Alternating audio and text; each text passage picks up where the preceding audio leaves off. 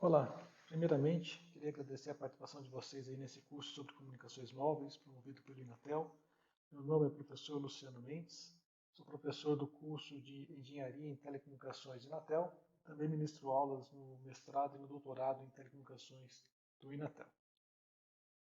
Bom, essa é a nossa agenda para esse curso de hoje. Nós vamos falar um pouquinho sobre o Instituto Nacional de Telecomunicações, para quem não conhece o Inatel. Também vou falar um pouquinho aqui sobre a minha carreira. Depois nós vamos passar pelos princípios e desafios da rede móvel. Vamos falar sobre um breve histórico e como a gente pode entender os cenários aí para as redes 5G. E vamos concluir então com algumas contribuições do Inatel para o desenvolvimento das redes 5G no Brasil.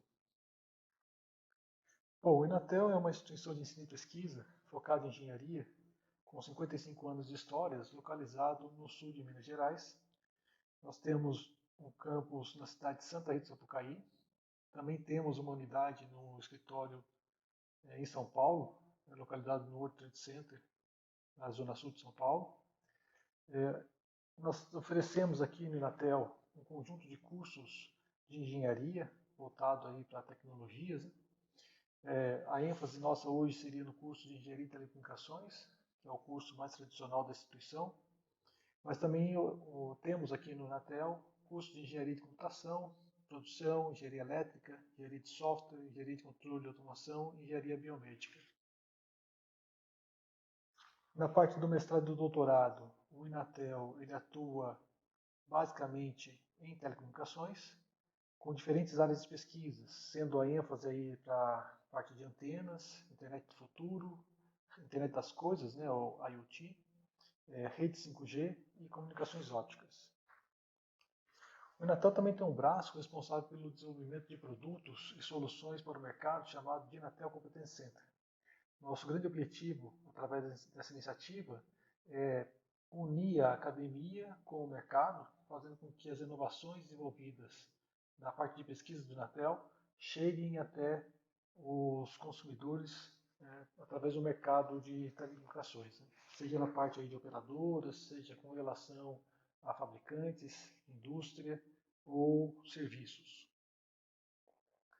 E o Inatel ele é pioneiro em rede 5G. Nós estamos trabalhando nisso desde 2013. Essa ação começou com uma parceria com a Universidade Tecnológica de Dresden e de lá para cá nós estivemos ativos aí na concepção de novos sistemas de comunicações visando a realidade brasileira. Nosso principal objetivo aí é fazer com que o Brasil entre na era do 5G em passo com os outros países que estão desenvolvendo essa tecnologia. E o mais importante é garantir que as redes 5G no Brasil atendam todas as demandas da nossa sociedade, seja na parte de social ou também econômica. Bom, como eu disse, sou professor de Inatel desde 2001, me formei em engenharia elétrica com ênfase em eletrônica e telecomunicações pelo Inatel, onde eu também fiz o meu mestrado. Tenho o título de doutor em engenharia elétrica pela Unicamp, com ênfase em comunicações também. Fiz um pós-doutorado na Universidade Tecnológica de Dresden, na Alemanha, e atualmente sou coordenador de pesquisa do Centro de Referência em Radiocomunicações. Também sou coordenador técnico do projeto 5G Range, que é um projeto de iniciativa do Brasil e da Europa, responsável aí pela criação de um modelo de rede 5G por longas distâncias. E também sou coordenador de pesquisa do projeto Brasil 5G, que é um projeto nacional com o objetivo aí de criar, né, um ambiente para o desenvolvimento da tecnologia 5G no Brasil.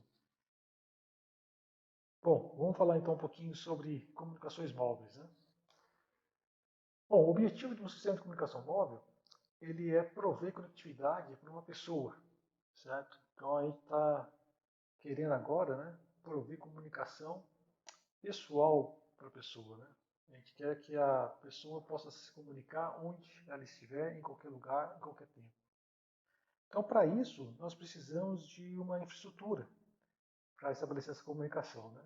Primeiro, a gente precisa de um terminal, que seria aí o telefone que a pessoa vai utilizar, o smartphone ou um tablet, qualquer dispositivo que a pessoa possa se locomover livremente e interagir com a rede através dele.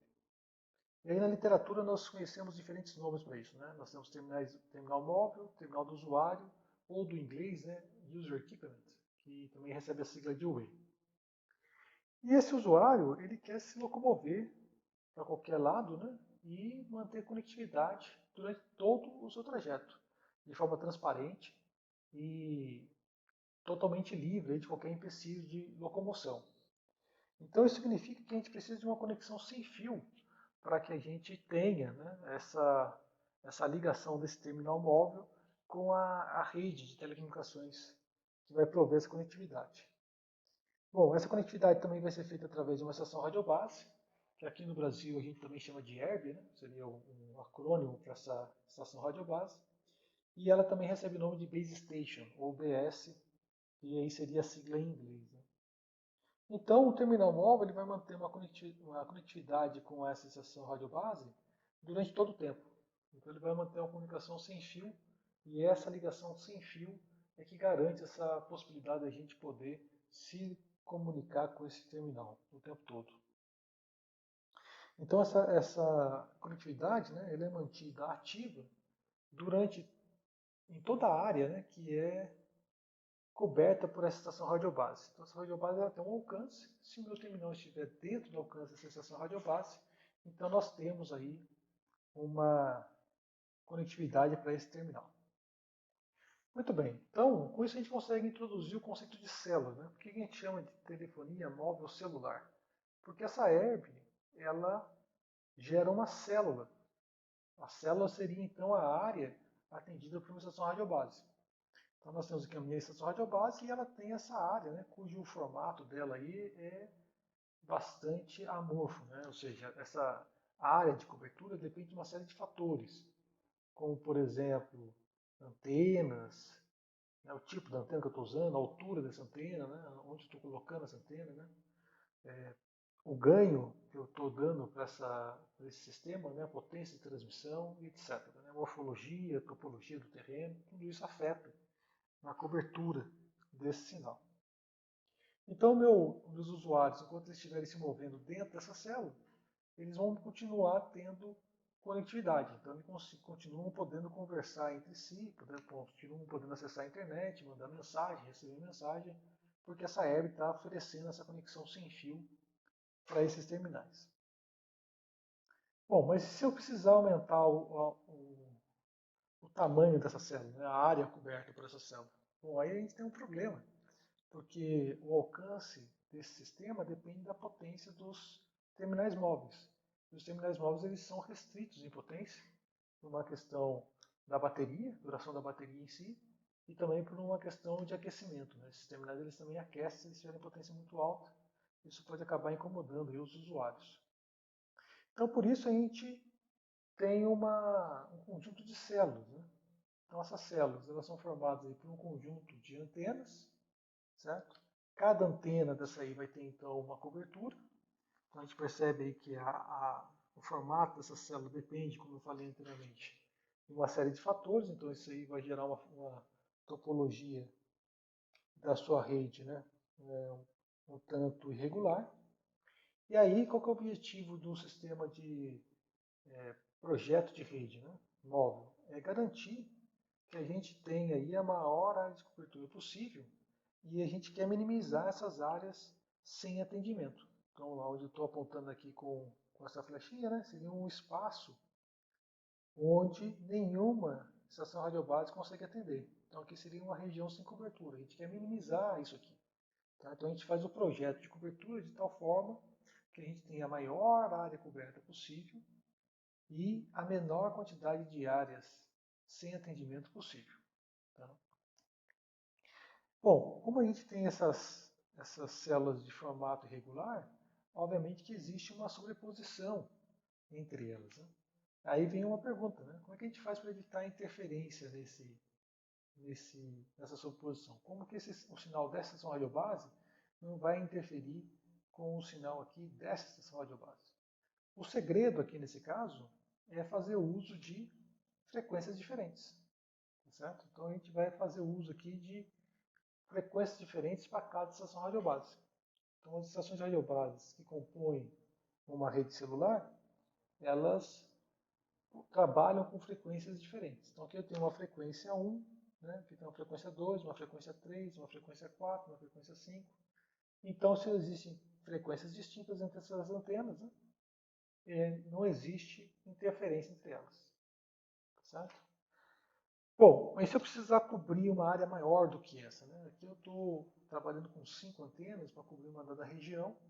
Vou imaginar que eu preciso, então, cobrir uma região maior do que essa daqui. Eu poderia, então, ir aumentando o número de antenas, mas se eu usar essa mesma metodologia, né, uma frequência para cada antena, vai chegar uma hora que eu não vou ter mais frequência. Certo? Frequência é um bem público, finito, e que, portanto, ele deve ser compartilhado ao longo do espaço. Né? Então, se a gente quiser aumentar demais com isso aqui, vai chegar no problema de não ter frequência para todo mundo. E como é que a gente contorna isso? Né?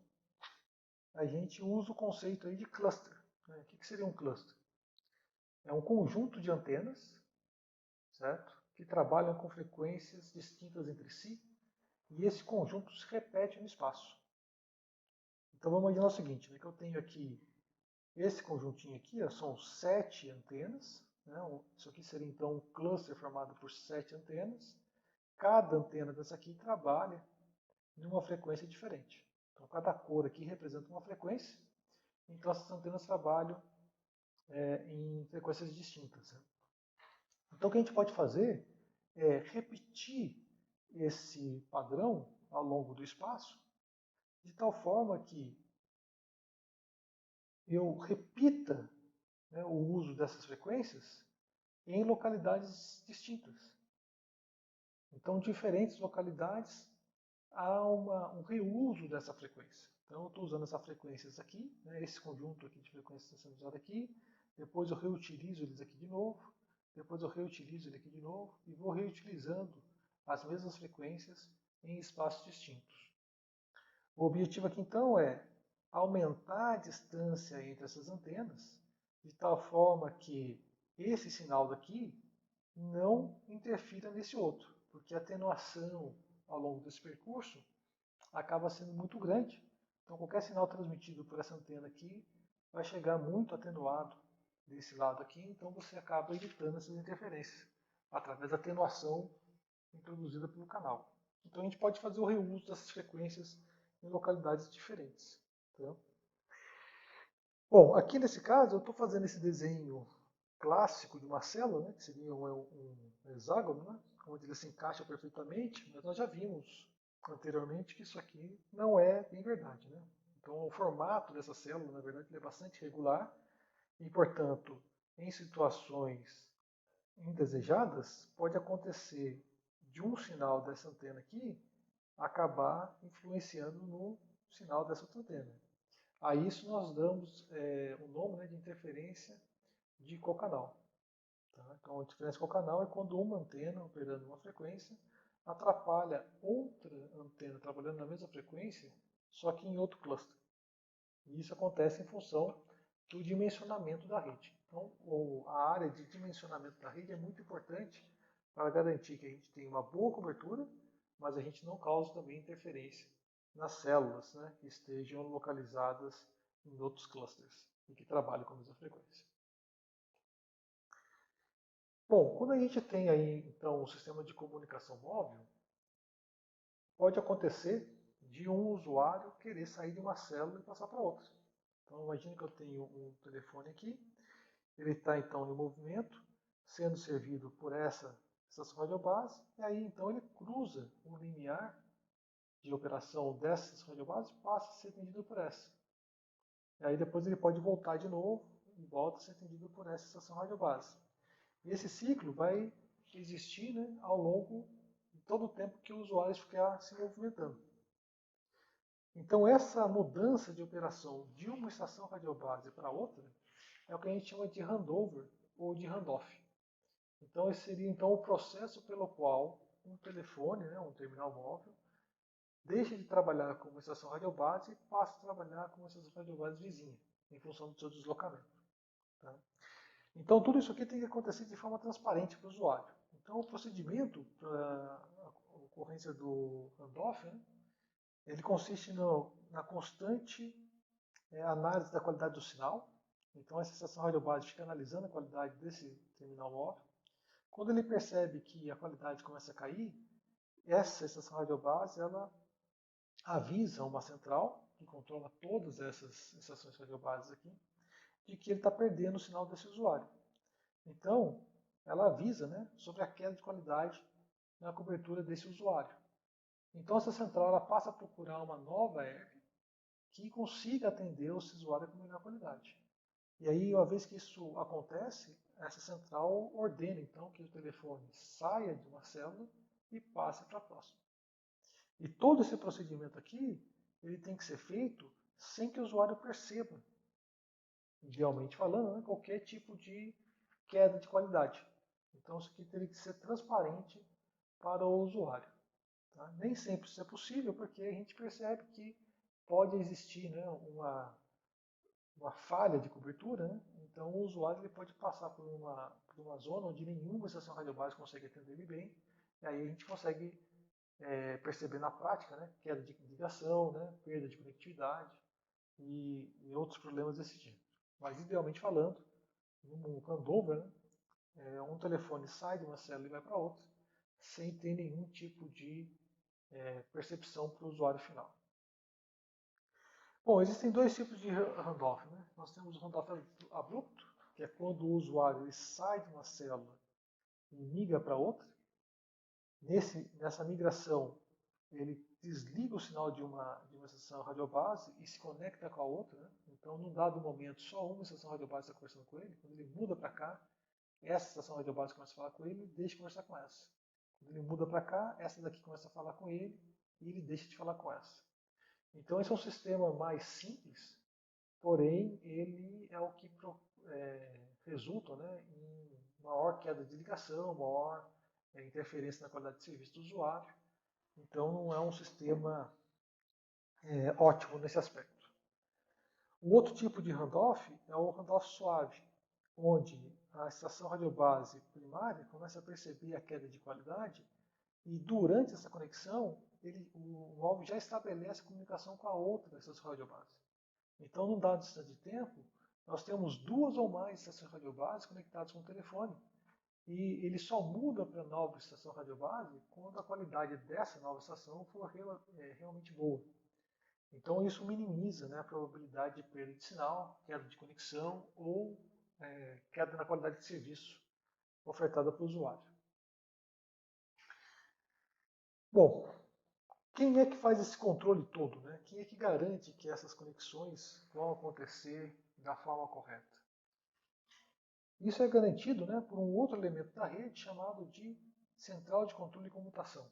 E isso aqui recebe diferentes nomes em diferentes tecnologias. Né? Então isso aqui seria o núcleo da rede da operadora de telefonia móvel.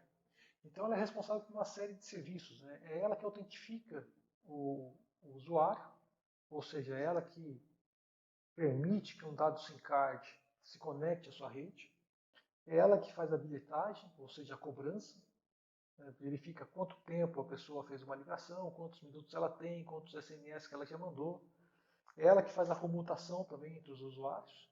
Então, se eu tenho um usuário aqui nessa célula querendo conversar com outro usuário aqui nessa célula, quem faz essa comutação é essa central aqui. Ela também interliga a rede celular com a rede pública. Então, é através dessa central também que a gente consegue falar com o telefone fixo, por exemplo. E toda a parte de handoff, roaming, né, é também controlada por essa central. Né? O handoff nós já vimos, e o roaming seria a possibilidade de aceitar um usuário de outra operadora, ou um usuário de outro país, ou de outra região, na sua rede com a cobrança devida por esse serviço. Né? Então toda a parte de controle da rede, ela ocorre aqui nessa central de controle, e toda a parte de interligação da rede móvel com a internet ou com a rede de telefonia pública também acontece através dessa central de comutação. Bom, agora que a gente já tem aqui um princípio básico, né, sobre comunicações móveis, vamos tentar agora entender como é que funcionou a sua história, né, como é que foi a história desse sistema de comunicações móveis. Então nós tivemos a primeira geração, né, ela surgiu na década de 70. Isso foi uma iniciativa da AT&T, né, uma empresa americana aí de telefonia fixa na época, uma das maiores empresas de telefonia fixa do mundo. E eles tentavam fazer naquela época uma solução para colocar um telefone no carro, para que as pessoas que tivessem grande influência, né, presidentes de empresas, né, deputados, senadores ou até mesmo o presidente do país pudesse se manter conectado enquanto estivesse em trânsito no seu carro. Então era um tipo de telefonia veicular. E eles propuseram então esse sistema celular, que já era uma ideia que já tinha nascido já dos sistemas de comunicações militares, né? Mas eles pensavam justamente nessa questão do carro, né? Bom, a Motorola desenvolveu então um telefone que era totalmente portátil, que era o Dynatec 8000. E esse telefone ele dispensava, né, qualquer tipo de veículo, né? Você podia levar o telefone consigo mesmo e fazer ligação de qualquer lugar. E isso foi uma verdadeira revolução do ponto de vista de concepção de telefonia, certo? A partir desse ponto, a gente deixou de ligar então para um lugar e torcer para que essa pessoa estivesse nesse lugar. A gente passou então a ligar de fato para uma pessoa. Por uma série de fatores, esse sistema então acabou se tornando bastante importante, né, para você poder manter a sua comunicação o tempo todo. Obviamente que essa liberdade para ligar para uma pessoa e não para um lugar, ele gerou, né, uma demanda muito grande.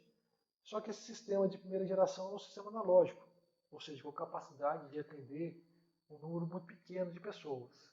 Então, se a gente tem uma demanda muito grande e uma oferta muito pequena, o que acontece com a lei de mercado é que o custo desse sistema acaba sendo muito alto.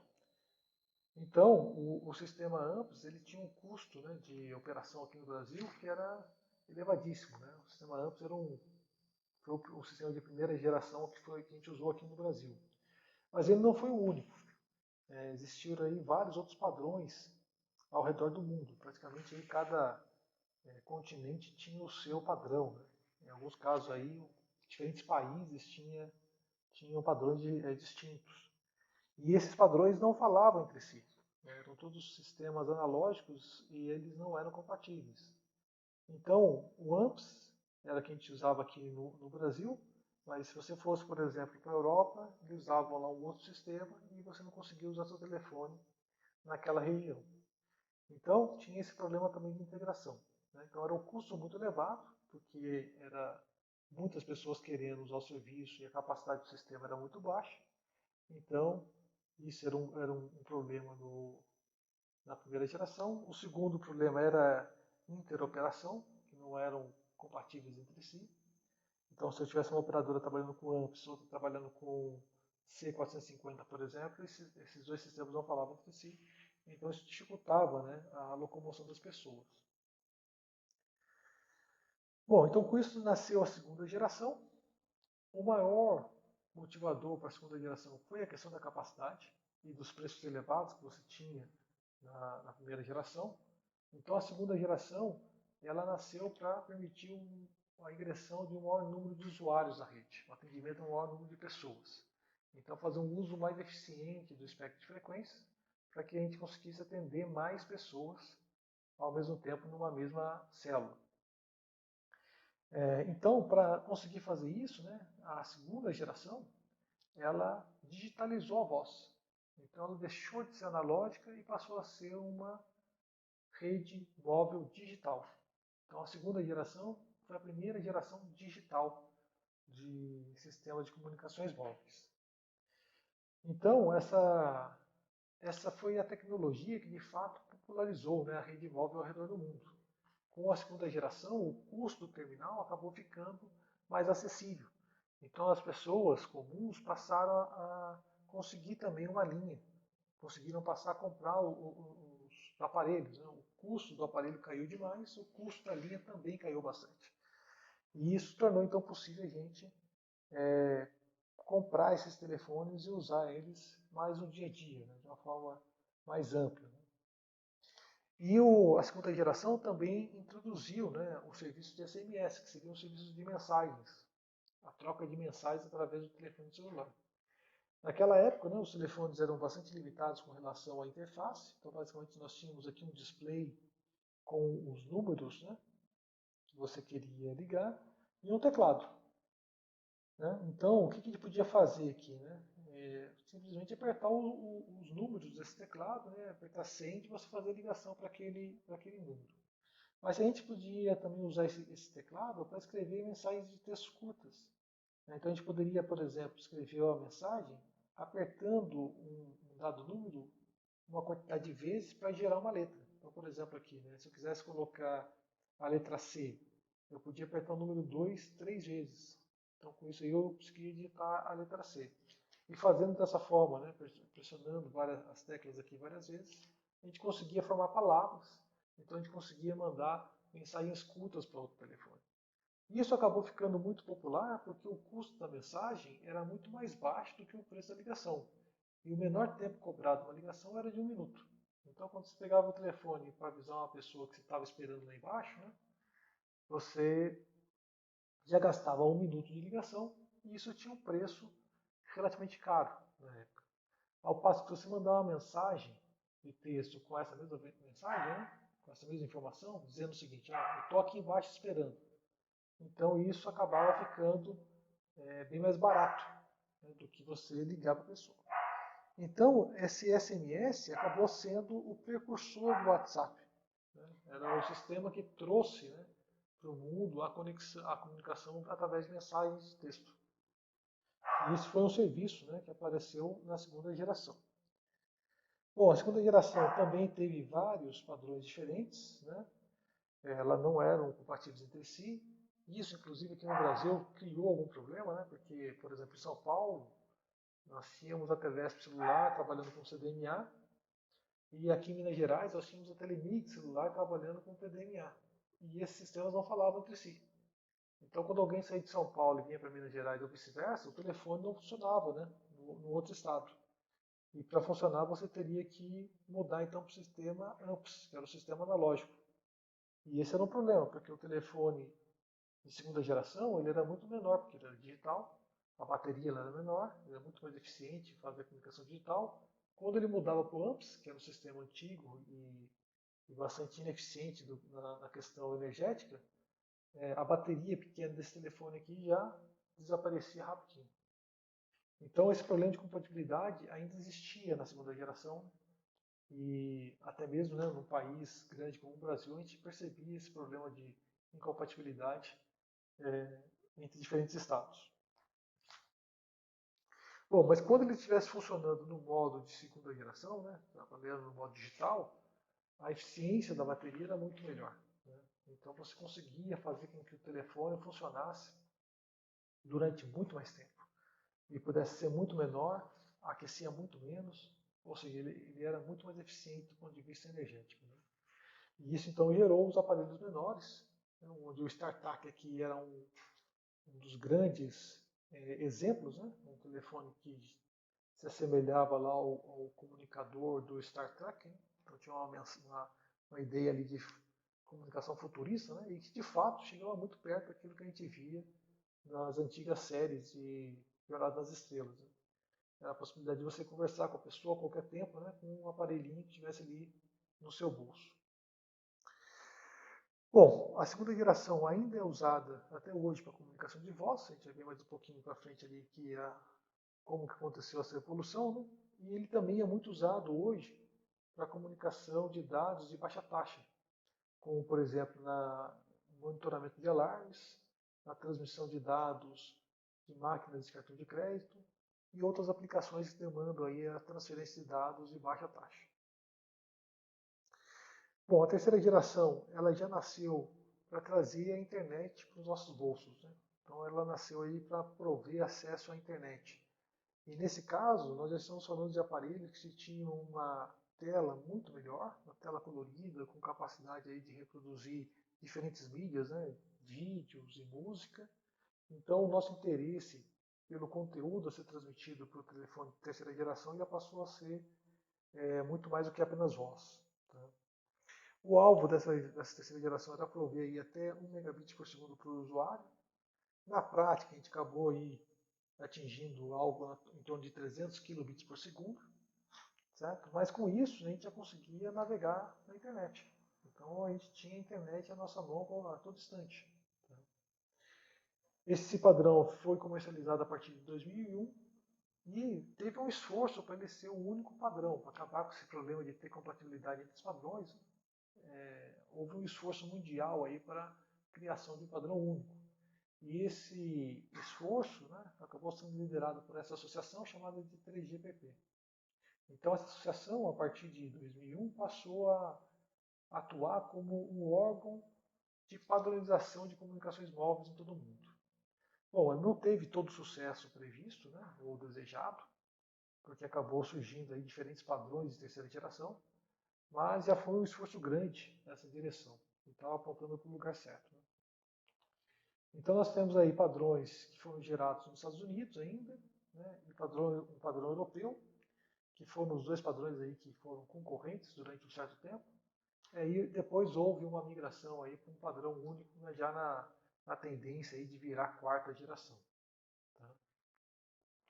E como eu falei anteriormente, né, nessa época do surgimento do 3G, já existia aí umas telas melhores, né, os telefones com uma interface melhores, existiam GPS, né, já tocavam música, acessavam vídeos, né, mas o grande impulsionador para o desenvolvimento das redes 3G foram os iPhones, né, e telefones similares, né, que é esse formato que a gente conhece, que a gente usa até hoje.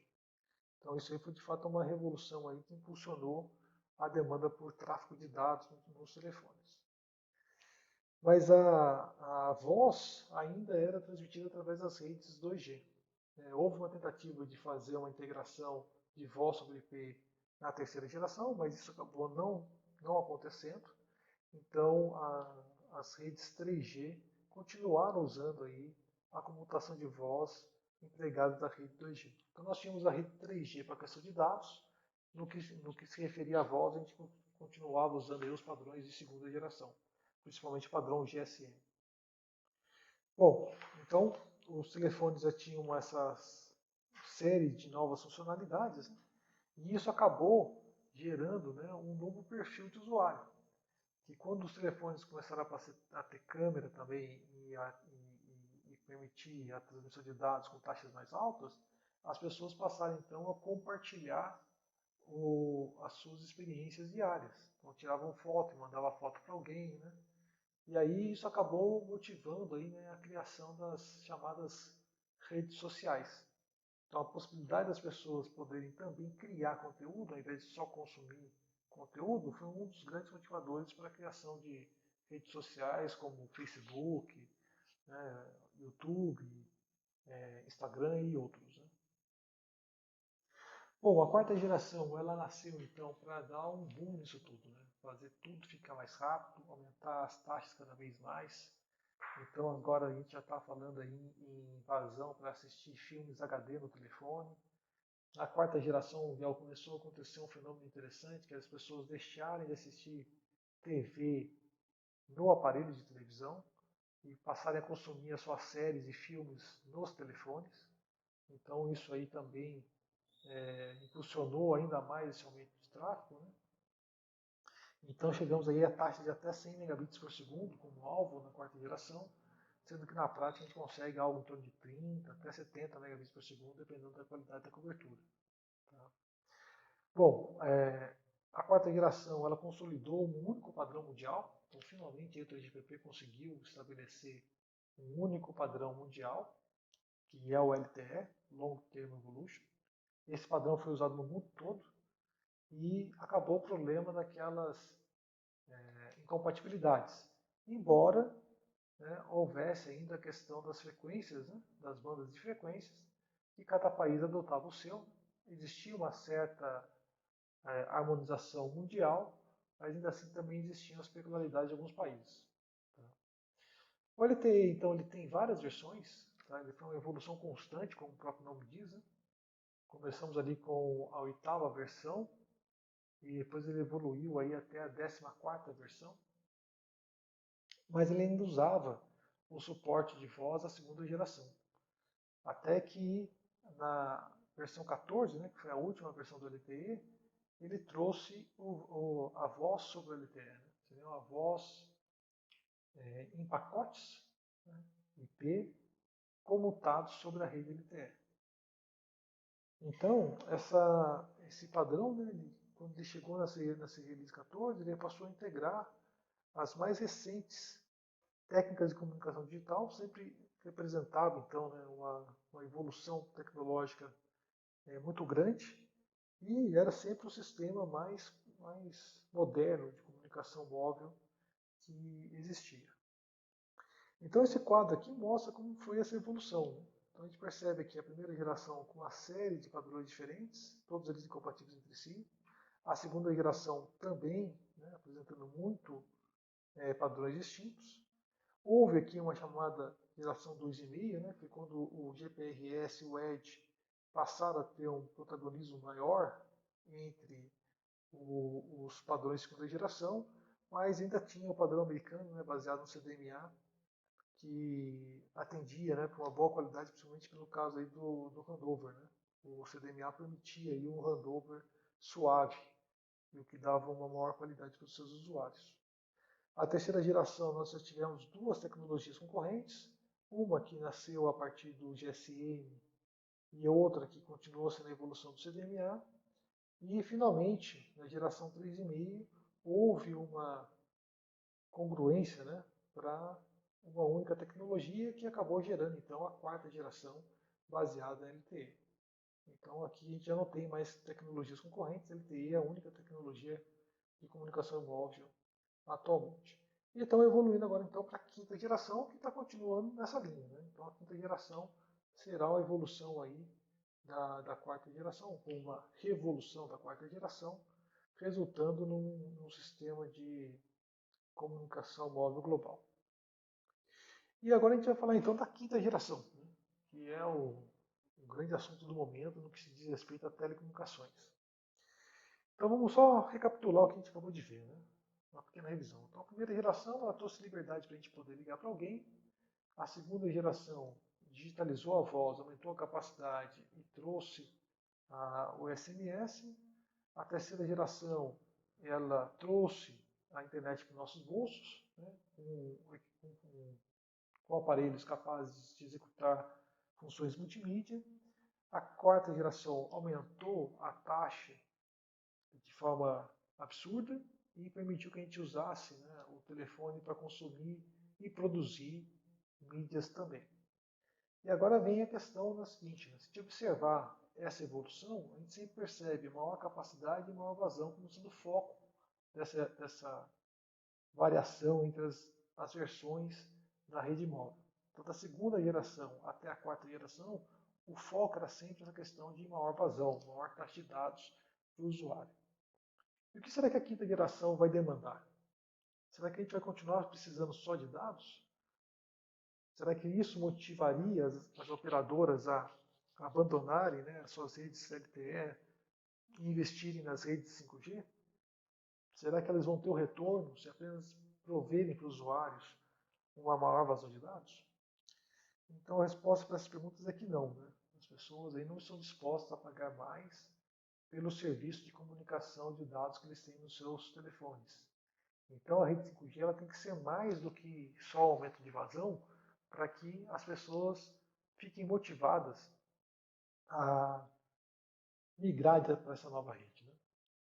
Então o que nós esperamos ter na rede 5G? Né? Obviamente a gente espera ter mais vazão. A gente quer cada vez mais música, mais vídeo, mais fotos, queremos transmitir nossas experiências em tempo real, em vídeos 4K, para todo mundo o tempo todo. Então, obviamente, que a rede 5G vai ter um modo de operação de alta vazão, chamado de eMBB. Só que não pode ser só isso. Nós também precisamos ter a conexão de máquinas. Nós temos agora uma série de dispositivos que precisam ser ligados à internet para atender diversos serviços, né? Como, por exemplo, monitoramento de ambiente, cidades inteligentes, carros autônomos, monitoramento de produção em fábricas, estoques. Tudo isso aí vai demandar, então, a conexão de uma série de dispositivos inteligentes, né, E tudo isso precisa acontecer sobre a rede 5G. Então nós temos esse outro modo de operação, que é chamado de eMTC, voltado então para a comunicação entre máquinas. E o terceiro modo de operação é um que visa a latência. Então o objetivo aqui é reduzir a latência da rede, reduzir o atraso, né, da rede. Todo mundo que joga aí online, né, jogos online, sabe que o atraso da rede, né, o lag, o delay que a rede apresenta, atrapalha muito a experiência do jogador. Então esse modo de operação visa reduzir ao máximo essa latência da rede. A ideia é que ele tenha uma resposta instantânea o tempo todo. Isso vai servir para entretenimento, para jogos online, mas também vai permitir que a rede 5G seja usada para prover conectividade dentro da indústria. Então a indústria vai poder usar a rede 5G como sendo um sistema de controle para suas máquinas, sem a necessidade de você ter cabeamento em toda a sua parte fabril. Então nós temos esse modo de operação que visa a alta vazão, onde nós vamos conseguir transmitir nossos dados e ter acesso às informações que estão na nuvem de uma forma completamente transparente, como se os dispositivos tivessem todas as informações já armazenadas localmente. Para isso, então, a gente precisa aumentar a vazão aí para 20 gigabits por segundo. Também precisamos ter essa baixa latência para poder fazer o controle de objetos reais e virtuais através da rede 5G. Então, esses objetos reais podem ser robôs em fábricas, podem ser drones, podem ser carros, né, fazer um controle à distância disso tudo em tempo real, ou pode ser também virtual, né, por exemplo, controlando um personagem no jogo que esteja rodando no servidor. Né. Então, tudo isso precisa ter uma baixa latência. Nós estamos falando agora de 1 milissegundo. E, por último, nós precisamos ter então uma série de dispositivos conectados na internet. Esses dispositivos são autônomos, eles não têm necessidade de uma pessoa para gerar demanda de dados. Então, esses dados são gerados automaticamente por esses dispositivos, por essas máquinas. Então, é um perfil completamente diferente de tráfego daquele que a gente vê hoje, né, que é quando a pessoa vai lá e clica na tela e fala que quer assistir um vídeo, né?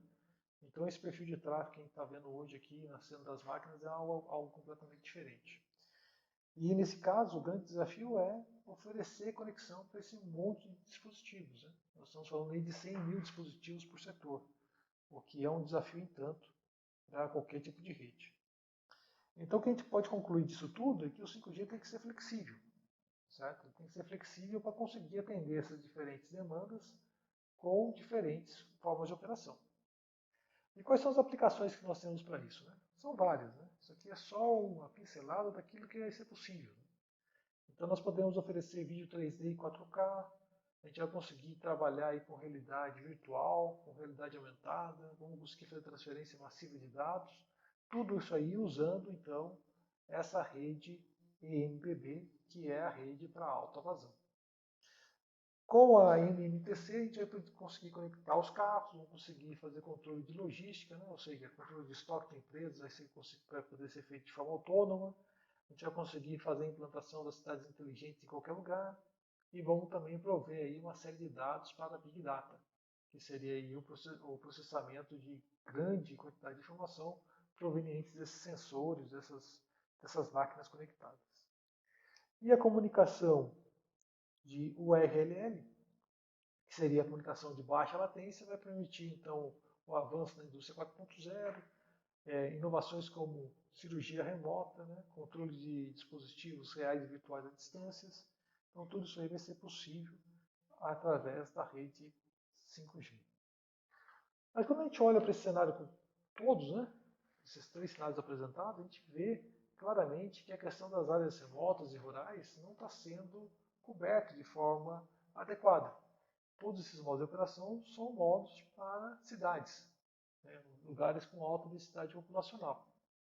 E a gente tem uma demanda no Brasil muito específica, que é a questão do acesso à internet em áreas remotas e rurais. Primeiro, a gente tem uma quantidade muito grande de pessoas que vivem em áreas remotas, em áreas rurais, e além disso, nós temos também o uso econômico dessas áreas, né, na parte de agricultura e pecuária, né, do agronegócio como um todo. Então a gente entende que a rede 5G pode ser a solução também para a gente fazer uma internet universal. De fato, fazer a internet chegar em todos os lados. Então, quais são as aplicações para essas áreas remotas? Né? O primeiro deles seria na parte aí de pecuária, fazer monitoramento do gado, não só da sua posição, mas também da sua saúde, né?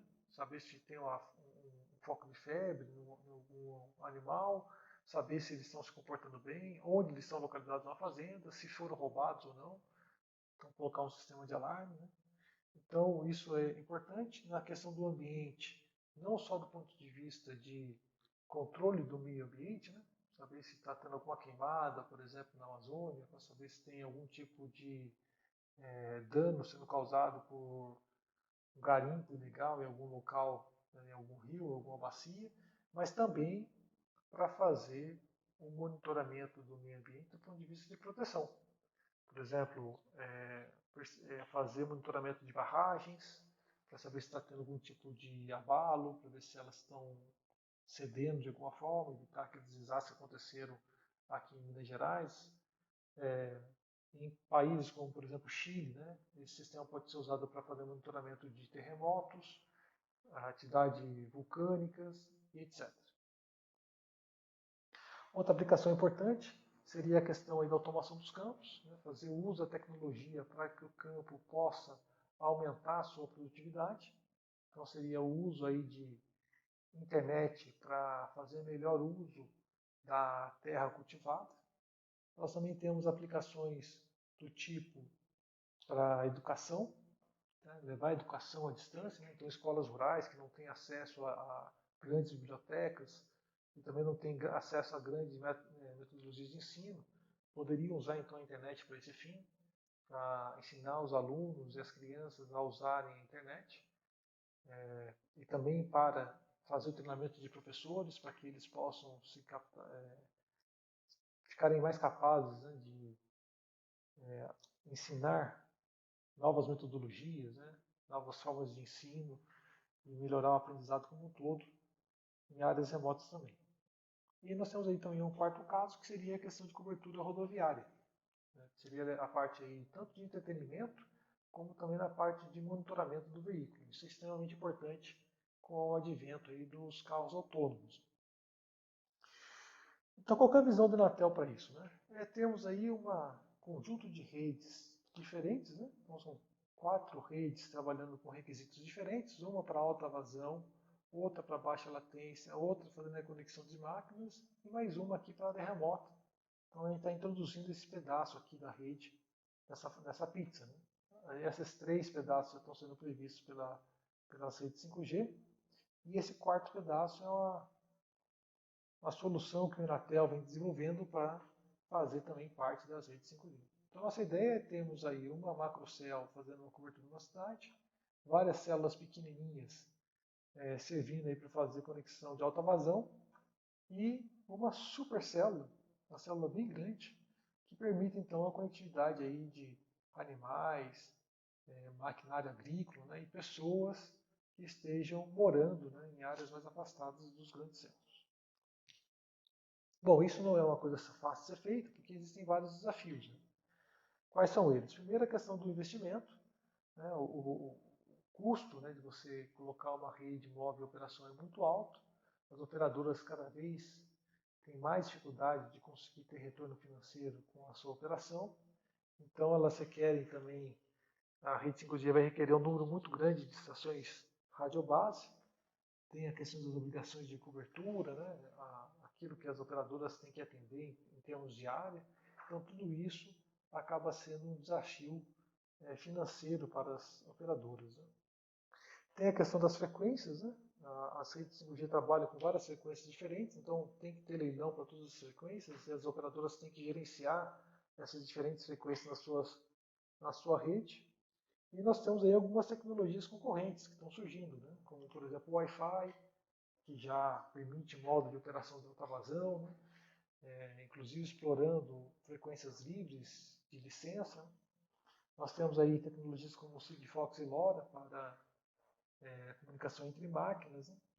Nós temos o Profibus sem fio para a questão de controle em fábricas E nós temos o 802.11p, que é uma versão aí do Bluetooth, também para fazer comunicação entre veículos. Então essas tecnologias estão surgindo, estão aparecendo no mercado, e todas elas são concorrentes para a questão do 5G, para esses diferentes cenários. Bom, então vamos falar um pouquinho sobre algumas contribuições de Anatel e alguns parceiros que a Anatel possui nessa questão das redes 5G. Então, o Anatel ele lidera tecnicamente um projeto chamado 5G Range, cujo objetivo aí é levar a internet para o campo. Tá? Tanto para a questão social, né, levar conectividade de dados mesmo para as pessoas poderem acessar a internet, como para a questão econômica, né, que seria a questão aí de você usar a internet no campo para melhorar a produtividade. Esse projeto, então, ele é financiado pela Rede Nacional de Pesquisa aqui no Brasil e pela Comissão Europeia lá na Europa. O Anatel é o líder técnico desse projeto. Nós temos esses parceiros aqui todos, né, no Brasil, né, o UNB, CPQD, o UFC, o USP e Ericsson. Na Europa nós temos a Universidade Carlos III de Madrid, a Universidade Tecnológica de Dresden, a Universidade de Oulu na Finlândia e a Telefônica ID na Espanha. Quais são os objetivos desse projeto, né? Bom, a gente quer levar a internet para longe, então a cobertura da rede tem que ser muito grande. Então a gente está falando com uma célula aqui que alcança 50 quilômetros. Esse é o tamanho do raio dessa célula. Então, nós estamos falando aqui de algo em torno aí de 5 a 10 vezes mais do que o LTE consegue.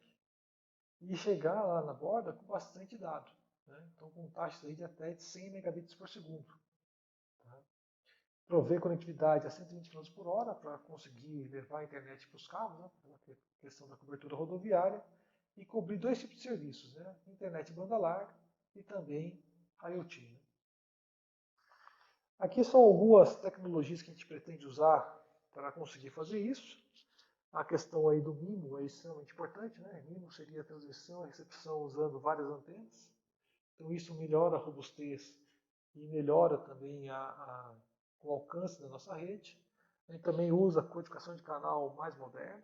Né? O código polar é o nome do código que a gente usa para melhorar a robustez e a capacidade de correção do nosso sistema. Esse rádio nosso ele é inteligente, então ele usa o espectro de forma inteligente, ele vê quais são os canais que estão livres e aloca essas frequências para a operação do nosso sistema, né, evitando interferências, por exemplo. Consegue coexistir com outros sistemas, né, porque a gente tem uma característica interessante aí que é essa baixa emissão fora da faixa, então a gente não irradia sinal fora da faixa de interesse. Ele é um sistema bastante flexível, que pode suportar diferentes aplicações, isso é importante, porque a gente consegue atender baixa latência, alta vazão ou longo alcance. Então a gente consegue mudar as características do nosso sistema para atender esses diferentes serviços. E ele é um padrão que pode ser evoluído, né? Então ele trabalha aí com rádio definido por software, então a gente consegue atualizar todo o sistema simplesmente mudando o firmware na nossa estação radiobase, por exemplo. Então ele trabalha com uma solução de baixo custo. Então esse nosso sistema ele funciona basicamente em um PC comum. Então a placa-mãe comum aqui com um processador do tipo Intel. Né, o tamanho desse Intel, né, o clock que ele vai trabalhar, isso depende do nó da rede que está sendo feito. Né? Então, por exemplo, um terminal do usuário ele pode usar aí um i5, por exemplo, para conseguir alta vazão. Um terminal de IoT pode usar até mesmo um ARM, como o Raspberry Pi. Então essa placa-mãe aqui vai ter um processador com capacidade proporcional à demanda do equipamento. Né? Na parte aí de RF, a gente usa interface de rádio de baixo custo. Então isso aqui seria um Software Defined Radio, né? Uma plaquinha que contém aí toda a parte de RF integrada, conseguindo aí até fazer a transmissão e recepção com duas antenas. E nós temos a capacidade aí de acelerar o processamento em FPGA através aí de um cartão, né, com FPGA que vai ser integrado, né, a essa placa-mãe usando a interface PCI Express. Bom, nós temos aqui então alguns resultados de teste de campo que nós fizemos com o nosso sistema que nós já construímos. Esse sistema está funcionando, já é operacional. Então vocês conseguem, inclusive, visitar a Inatel, né? Quando tiver uma oportunidade para tal, vocês conseguem ver esse sistema funcionando nos nossos laboratórios, trabalhando em tempo real. Então a gente instalou esse sistema no carro e fomos medindo aqui no sul de Minas, né, para ver qual era o alcance, qual era a taxa de erro de bit, como é que se comportava o canal de comunicação, né, e qual era a vazão que a gente conseguia nesse processo como um todo. Tá? Então a gente foi passeando aí pelo sul de Minas com essa antena, fazendo as medidas de campo.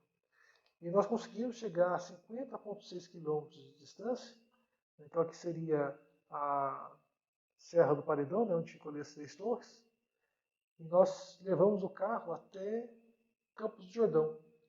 Então nesse ponto aqui a gente conseguiu fechar o enlace, né, conseguimos estabelecer comunicação a 50,6 km de distância, e nós conseguimos atingir mais de 100 megabits por segundo nessa localidade. Então o nosso alvo lá, que era ter 100 megabits por segundo a 50 km, ele foi atingido com sucesso, empregando esse nosso protótipo. Nós levamos também esse protótipo até uma escola rural em Santa Rita do Sapucaí, e era um local sem acesso à internet, onde as crianças não conseguiam, né, interagir com o mundo digital. Então a gente conseguiu levar até eles a internet, montamos para eles um laboratório onde eles conseguiam acessar a internet, e também construímos uma horta, uma horta inteligente. Essa horta aí, então, permitia que eles fizessem uma análise da quantidade de água no solo, usando sensores, né, que a gente consegue ver um sensor no solo aqui, e em função dessa umidade eles poderiam então ligar um sistema de irrigação autônomo. Né? Então ele ligava lá o irrigador e eles começavam então a jogar água nas plantinhas e com isso garantir que o crescimento das hortaliças fosse adequado. Bom, algumas conclusões então, né, sobre essa apresentação. A primeira delas é que a rede celular ela é um campo extremamente importante das telecomunicações.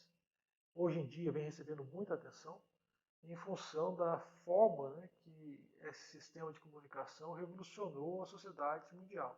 Então, a forma como a gente se relaciona com as pessoas hoje em dia, né, a forma como a gente se comunica hoje em dia, foi totalmente alterado com o advento aí das comunicações móveis. Né. Então, isso ainda estava acontecendo, né, a gente está vivendo essa revolução. A quinta geração vai mudar ainda mais essa nossa realidade. Certo? A gente vai ter uma quantidade muito maior de dados para interagir com eles, vamos conseguir conversar com as pessoas de formas ainda mais diferentes, com uma quantidade ainda maior de interação digital. Né? Então a gente vai ter uma revolução ainda, né, na forma como a gente interage com a internet hoje em dia. E um outro ponto importante é que o Inatel vem contribuindo de forma muito intensa com o alcance dessa rede, principalmente na questão das áreas rurais. Então a gente pode esperar que as redes móveis de quinta geração elas vão chegar onde nenhuma outra rede já chegou. Então eu vejo muita gente falando assim, mas aqui na minha casa não pega nem 3G, vai chegar a 5G? A resposta é sim. A gente não chega a 3G aí porque a rede 3G não foi desenhada para isso. Agora a rede 5G está sendo projetada para ter um alcance longo e chegar onde nenhuma outra rede já chegou. Então pessoas que nunca tiveram internet na vida já vão começar a ter internet com a rede 5G.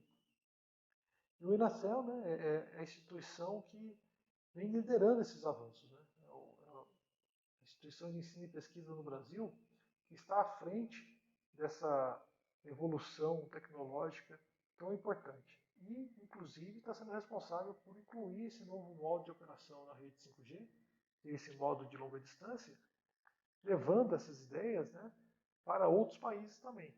Então essa solução não é só importante para o Brasil. Né? Outros países com uma cobertura deficiente ou com tamanho continental, como é o nosso, vão também se beneficiar dessa tecnologia. Né? Podemos citar aqui Austrália, Índia, Rússia, China, né? E por que não dizer também Estados Unidos. Então esses países grandes, que têm áreas descobertas, vão poder se beneficiar também dessa solução que vem propondo para áreas remotas. Bom, queria agradecer a todos aí pela atenção. Espero que esse curso tenha aí contribuído com a formação de vocês. E caso vocês tenham alguma dúvida ou queira saber algum detalhe específico sobre essa tecnologia que a gente vem desenvolvendo na Tel, vocês podem entrar em contato comigo através desse e-mail, luciana@natel.br. Muito obrigado a todos e até uma próxima oportunidade.